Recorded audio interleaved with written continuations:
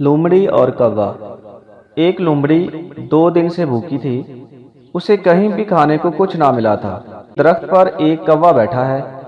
उस कौवे के मुंह में एक साबत रोटी है।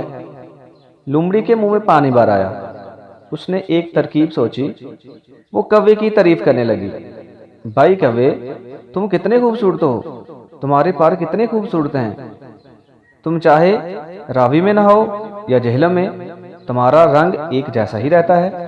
सचमुच तुम परिंदों के राजा हो। तुम्हारा गाना बहुत मीठा है, बांसुरी से भी मीठा। दिल तुम्हारा गाना सुनने को तरस रहा है। जरा गाना गाकर सुनाओ।